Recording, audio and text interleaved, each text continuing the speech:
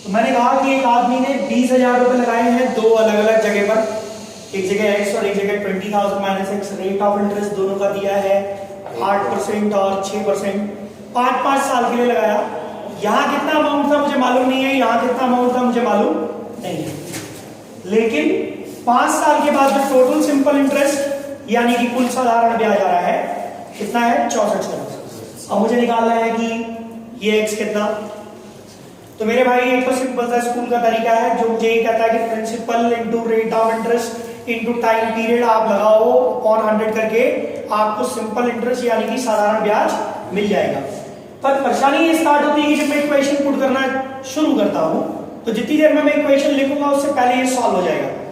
अगर आप लोग इसको ध्यान से देखें तो स्कूल ये तरीका दिखाता है x into 8 into 5 on 100 total interest यानी कि टोटल साधारण ब्याज होगा इस वाली जगह का, और दूसरी जगह का इंटरेस्ट क्या होगा 20,000 minus x into 6 into 5 on 100 is equal to what 6400। ठीक है। और ऐसे केस में जब मैं यहां पर x के लिए सॉल्व करूंगा मुझे प्रॉब्लम तो है ही, और जितनी देर मैं लिख रहा हूं मैं बोल रहा हूं उससे पहले आंसर आ जाएगा आपका। तो जब आप यहां पर x के लिए सॉल्व करेंगे, जब आप लोग यहां पर x के लिए सॉल्व करेंगे तो कुछ 4000 है, पर यह तरीका सही नहीं। क्या करता है कई बार किताबें ऑल्टरनेटिव मेथड देती हैं, बोलती हैं कि आप ऑप्शंस के थ्रू चेक कर लें कि भाई जैसे यहां पर आंसर्स में 6000 4000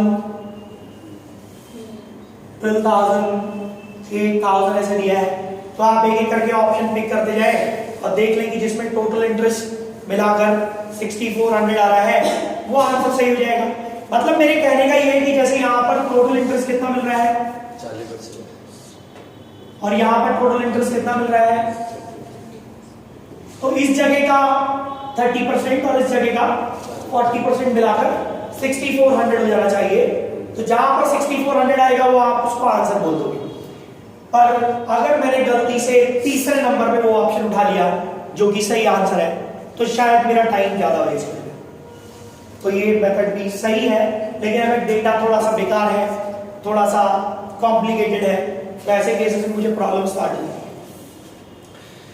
तो बात एलिगेशन की हो रही है, उसका भी कुछ हद तक इस्तेमाल करेंगे। मैंने यहां पर कहा कि टोटल इंटरेस्ट कितना मिल रहा है 40%, और यहां पर टोटल इंटरेस्ट कितना मिल रहा है 30%। एक जगह 40 और एक जगह 30 मिलाकर अगर मैं ओवरऑल देखूं तो 6400 आ रहा है जो कि रुपीस में है, और जब मैं इसे प्रतिशत में यानी कि परसेंटेज में कन्वर्ट करूंगा तो ध्यान से देखने में समझ में आएगा कितना है 32%। और ये इजी सवाल है, कोई भी ऑब्जर्व कर सकता है। समझ में आई बात? तो मैं कहूंगा कि ओवरऑल कितना मिल रहा है। अब अगर आप देखें तो एलिगेशन का प्रोसेस बिल्कुल ही साफ है। दोनों को सॉल्व करने पर क्या 2 8 यानी कि 1:4, और जब मैं 20,000 को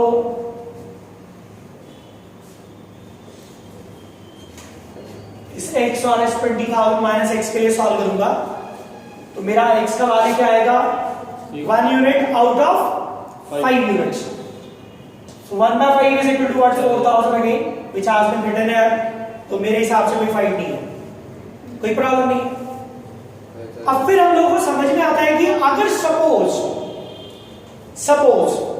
कि 6400 जैसी इजी या आसान सी वैल्यू नहीं होती, थोड़ी सी डिफिकल्ट होती और मुझे ये परसेंटेज देखने को नहीं मिलता आसानी से, तो ऐसे केसेस में मैं क्या करूंगा। अब मान लो कि ऐसे तरीके से हम लोग करना चाह रहे हैं जिसमें मुझे कुछ करना ही नहीं है, और ये एलिगेशन मैं बता रहा हूं आपको, जहां जहां लगेगा वो मेथड जो मैं भी बताने जा रहा हूं वहां वहां ये सेम चीज भी लगती है। बस इफेक्टिवली लगाना आना चाहिए, आपका हाथ साफ होना चाहिए। तो एक बहुत ही बेसिक सा प्रोसीजर है कि यहाँ जो टोटल इंटरेस्ट है आपको कितना मिल रहा है 40, और यहाँ जो टोटल इंटरेस्ट है आपको कितना मिल रहा है 30। और नहीं सॉल्व कर सकते हैं, बहुत इजी मेथड है। तो यहाँ पर क्या है 30 प्लस 10 ऐसा मिल रहा है तो कोई प्रॉब्लम तो नहीं है। अब ये 40 है तो मैंने बोला 30 प्लस 10 क्यों बोला कि भाई कम से कम 30 तो यहाँ मिल ही रहा था, और यहाँ कितना मिल रहा था 40। तो इस 30 को बेस बनाकर मैंने बोला कि भाई 30 तो कम से कम मिलना ही मिलना है, और 10% यहाँ पर और एक्स्ट्रा या अतिरिक्त मिलने वाला है आपको। समझ में आई बात? तो ऐसे में हमें दिखता है कि कम से कम 30% इंटरेस्ट तो बनेगा दोनों जगह पर, कुल मिला के कम से कम 30% तो बनेगा। तो अगर आप लोग ध्यान से देखें तो इस 2000 का 30% यानी कि 30% कितना हुआ? 6000। कम से कम 6000 ब्याज तो बनता है, कम से कम 6000 सिंपल इंटरेस्ट तो बनता है। लेकिन क्वेश्चन में कितना दिया है? 400 रुपए एक्स्ट्रा मिल रहा है ना? तो 400 रुपए एक्स्ट्रा क्यों मिल रहा है? इस 10% की वजह से। ये 10% ही तो एक्स्ट्रा रह गया अभी। तो इस वैल्यू का 10% किसके बराबर है?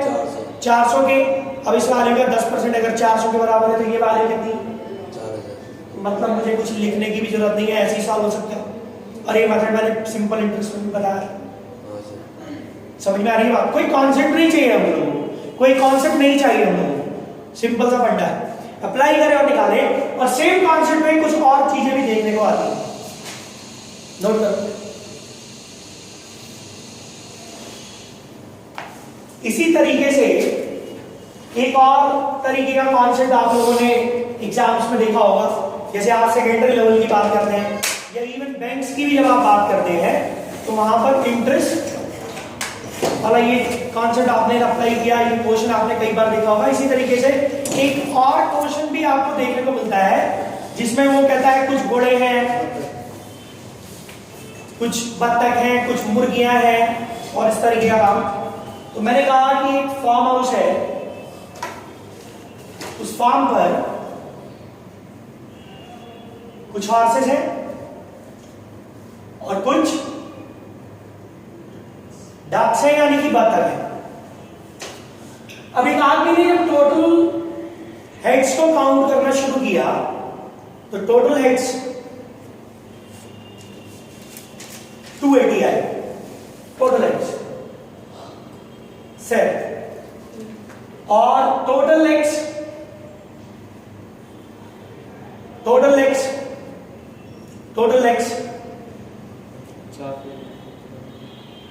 720। ठीक है, और अच्छा बनाना है तो 726 कर लो जिससे कि थोड़ा सा डिफिकल्ट हो जाए। अब आपसे पूछता है कि हॉर्सेस कितने, डक्स कितनी। तो देखो कई अलग अलग तरीके के कॉन्सेप्ट्स हैं, आप इक्वेशन भी सेट कर सकते हो। बात एलिगेशन की हो रही है तो आप वो भी लगा सकते हो। एलिगेशन किस तरीके से लगेगा? भाई हॉर्स बोलता है उसके 4 पैर हैं, डक बोलती है उसके 2 पैर हैं और सिर तो एक ही होने वाला है ना। तो टोटल आपको 726 लेग्स मिल रहे हैं। कितने हेड्स पर? 2 हेड्स। तो यहां से आपको एवरेज लेग्स मिल जाएंगे पर एनिमल यानी कि प्रत्येक जानवर का औसतन पैर। हालांकि पॉइंट्स में आएगा, कभी पैर पॉइंट्स में नहीं हो सकते, लेकिन वो एक एवरेज वाली की तरह काम कर रहा है तो मैं लेके चल सकता हूं और मैं यहां पर एलिगेशन अप्लाई कर सकता हूं। बट द प्रॉब्लम इज कि ये जो वैल्यू मुझे यहां मिलेगी पॉइंट्स में होगी और इस पे रेशियो निकालना या एवरेज निकालना थोड़ा सा मुश्किल हो जाएगा। और फिर मैंने कहा कि जहां जहां एलिगेशन लगता है वहां ये मेथड भी लगेगा जो मैंने अभी थोड़ी देर पहले अप्लाई किया। तो ऐसे में एक बड़ा सिंपल सा काम है मेरे भाई कि अगर आप ऑब्जर्व करें तो डक के कितने पैर? 2 और हॉर्स के कितने पैर? 4। मैं इसको लिख सकता हूं कि 2 आगे 2 पीछे। वही सेम कॉन्सेप्ट जैसे मैंने वहां 30 को बेस बनाया था तो यहां मैंने इसको बेस बना लिया 2। अब हर जानवर का कम से कम यानी कि हर एनिमल का कम से कम 2 पैर यानी 2 लेग्स तो होगा। टोटल कितने एनिमल्स हैं? 280। तो आप लोग बोलोगे कि एटलीस्ट 560 लेग्स तो होने चाहिए। तो कभी कम से कम हर जानवर के 2 पैर हैं तो कम से कम 560 पैर तो बनते हैं ना। 280 × 2। पर क्वेश्चन में कितना दिया है? 726। तो जब आप इसको माइनस करोगे तो आप बोलोगे कितना एक्स्ट्रा मिल रहा है? कितना एक्स्ट्रा मिल रहा है? घटाओ कितना आया? 166। घटाओ कितना आया? 166। 166। लेग्स क्या मिल रहे हैं?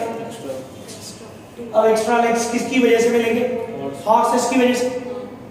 भाई बत्तख तो अपने 2 पैर दे चुकी है, घोड़ा भी अपने 2 पैर दे चुका है, तो जो बचे हुए 2 पैर एक्स्ट्रा है वो घोड़ों के ही होंगे ना। तो हर घोड़ा 2 पैर एक्स्ट्रा देगा और टोटल 166 लेग्स एक्स्ट्रा के लिए, हर घोड़े के 2 पैर एक्स्ट्रा हैं और 166 लेग्स एक्स्ट्रा के लिए 83 हॉर्सेस होने चाहिए। और ये बहुत बेसिक सा सिंपल सा कॉन्सेप्ट है, अगर किसी अनपढ़ आदमी को भी समझाओगे तो वो भी समझ जाएगा। लेमैन अप्रोच है सर जो 2 एक्स्ट्रा बचा था उसी से डिवाइड किया है ना? बिल्कुल, हर घोड़ा 2 पैर एक्स्ट्रा देगा ना, और टोटल कितने एक्स्ट्रा है? 166। तो काम सिंपल है। उसी तरीके से हम लोग समझेंगे यहाँ पर कि सेम इसी तरीके का कॉन्सेप्ट किसी अलग लैंग्वेज में भी सेट करता है।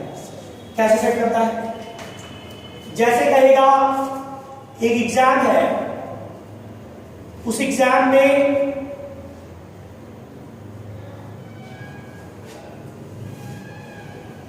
एवरी करेक्ट क्वेश्चन के लिए आपको 5 मार्क्स मिलते हैं, और अगर आप एक सवाल गलत कर दोगे, तो 5 मिलने की बजाय आपके 2 मार्क्स उल्टा कट जाएंगे, जैसा हमारे एग्जाम्स में होता है। हालांकि 0.25 का मार्किंग है नेगेटिव वाला, लेकिन कितना है? माइनस, और प्लस कितना है? 5। अब होता है एक क्वेश्चन में एक बच्चे ने टोटल जो अटेम्प्ट किया है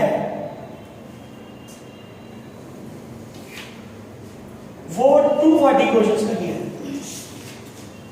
लेकिन उसके जो मार्क्स हैं, जो उसको भैया जो उसको नंबर मिल रहे हैं, समझ में आ रही है बात? जो उसको नंबर मिल रहे हैं वो कितने हैं? 815। तो पूछता है number of questions wrongly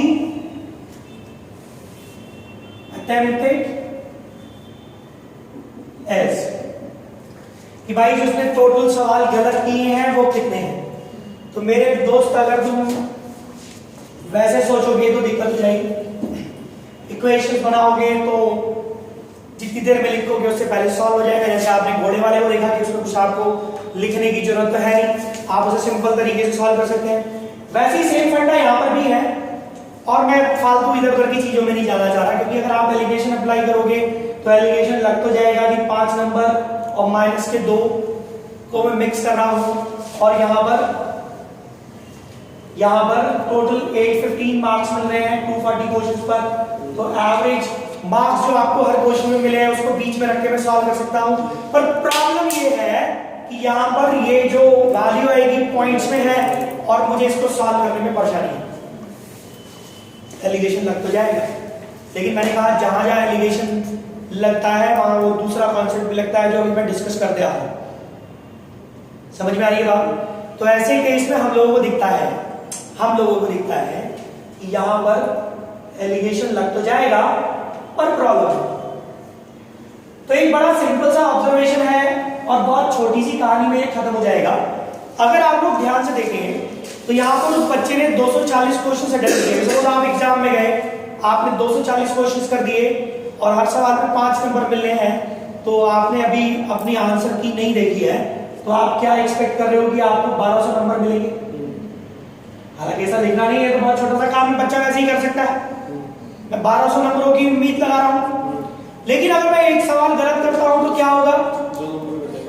5 number मिलेंगे तो नहीं, उल्टा 2 कट और जाएंगे। मतलब मेरी उम्मीद जो है वो 5 मिलने की बजाय 2 नीचे आ जाएगी, यानी कि टोटल 7 नंबर नीचे आ जाएगी। जैसे हम लोग बोलते हैं ना कि अगर आप एक सवाल गलत करते तो 1 नंबर नहीं जाता है, 1.25 मार्क्स जाते हैं, क्योंकि जो 1 मिलना है वो तो मिलेगा नहीं, उल्टा कट और गया। तो जो 5 मिलने हैं वो तो मिले नहीं, उल्टा 2 नंबर कट गए, और तो मेरी उम्मीद जितने की भी थी वो 7 नंबर नीचे आ गई ना। तो आप लोग समझे कि उसकी उम्मीद कितने की थी? 1200 की, और उसे नंबर कितने मिले हैं? 815। तो जो उसकी उम्मीद है जो उसका एक्सपेक्टेशन है वो कितने से नीचे आया है टोटल? 5 टोटल कितने से नीचे आया है? 385 मार्क्स। और हर सवाल के गलत होने पर उसकी उम्मीद कितना नंबर नीचे आती है? 7 नंबर। तो आप लोग बोलोगे यहां पर कि कितने सवाल गलत किए होंगे उसने? अरे बोला 70 नंबर उम्मीद नीचे आ रही है और हर सवाल पे 7 नंबर नीचे आती है, तो 10 सवाल गलत किए होंगे ना उसने। तो वैसे ही यहाँ पर टोटल उम्मीद जितनी नीचे आई है डिवाइड कर देंगे हर सवाल पे, जितने पे उम्मीद नीचे आती है 7 नंबर डिवाइड कर दिया। सॉल्व करेंगे तो 7 बजे 35 और फिर से 7 बजे 35 55 क्वेश्चन ऐसे होंगे जो कि उसने गलत किया। और सेम लैंग्वेज को अलग तरीके से भी पुट कर सकता है कि निशानेबाज है तो निशाना लगा रहा है, हर निशाने के सही लगने पर 5 नंबर, मिस हो जाएगा तो 2 कट जाएंगे। इसी तरीके से बोल सकता है कि एक आदमी है जो काम पर जाता है, एक दिन काम पर जाने पे 5 रुपए मिलेंगे और अगर काम पर नहीं गया, एब्सेंट लगी उसकी, तो 2 नंबर यानी कि 2 रुपया कट जाएगा। और अगर उसको टोटल 30 दिन की मजदूरी इतनी मिली हो या 240 दिन की मजदूरी इतनी मिली हो, तो उसने कितने दिन छुट्टी मारी? और ये सेम सवाल अभी पीछे उत्तराखंड में था, अभी जो 1 साल पहले हुआ। और बच्चे छोड़ के आ रहे हैं, सवाल पूछ रहे हैं कि डाउट्स में भैया क्या है, कुछ नहीं, खत्म कहानी। ऐसे सवाल पूछ के तो पीसेस बनाता है, तो बचा क्या? सिंपल है भाई, सिंपल काम है।